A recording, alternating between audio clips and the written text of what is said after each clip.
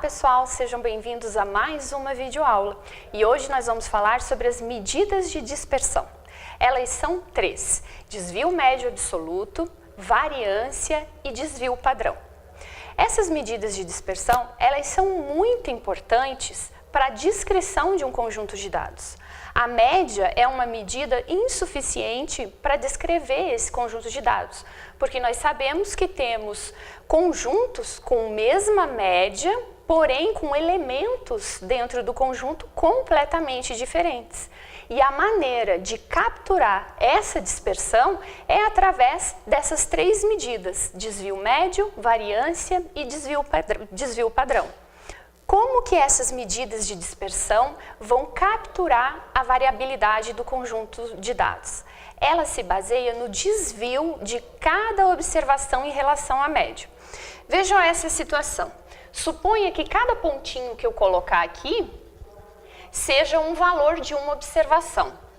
Esse é um desenho de um polígono de frequência possível para alguma situação. Então eu tenho vários pontinhos, várias observações. Como que a gente vai capturar a variabilidade dentro do conjunto de dados? Cada observação vai se descontar a média aritmética do conjunto de dados. Então eu vou ter vários desvios. Essas distâncias são os desvios. E o somatório desses desvios é através dele que a gente calcula uma medida de dispersão. Mas tem um porém. Toda vez que você pega um conjunto de dados e desconta a média de cada uma das observações, o somatório sempre dá zero para qualquer conjunto de dados. Então, existem duas possibilidades para você conseguir calcular e capturar essa variabilidade. Ou você usa o módulo dos desvios, cada observação menos a média em módulo, e faz o somatório, divide pelo número total. Você vai ter um desvio médio absoluto. Mas se você fizer esses desvios, só que elevado ao quadrado, o nome dessa medida é a variância. E se você simplesmente tirar a raiz, calcular a variância e tirar a raiz quadrada da variância, a medida chama desvio padrão. As três medidas que nós vimos aqui, elas medem a variabilidade, a dispersão do conjunto de dados, o quanto as observações estão próximas ou afastadas da média. Quanto maior essas medidas, mais dispersos são as observações do conjunto de dados.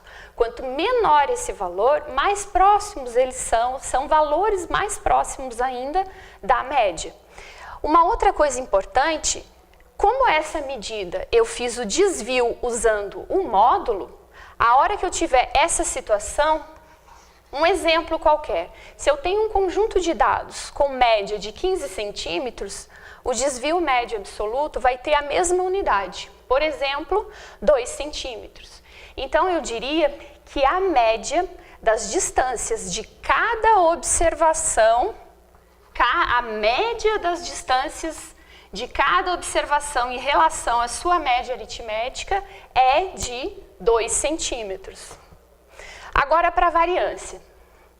Vamos supor que você tem um conjunto com média de 15 centímetros, a variância vai ser 25 centímetros ao quadrado, porque no cálculo da variância, os desvios estão ao quadrado. Então, a unidade vai ficar ao quadrado também. E isso dificulta um pouco a interpretação. Você vai dizer que a média do conjunto de dados é de 15 centímetros, mas a variabilidade é de 25 centímetros ao quadrado. É mais difícil de interpretar. E agora, quando a gente tira a raiz quadrada da variância, a gente tem o desvio padrão. E com o desvio padrão, fica mais fácil de interpretar a situação.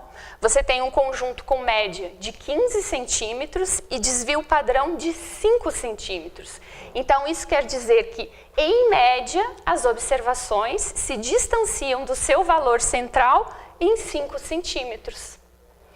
E essa é a aula de hoje sobre as medidas de dispersão. Até mais, até uma próxima aula. Tchau, tchau!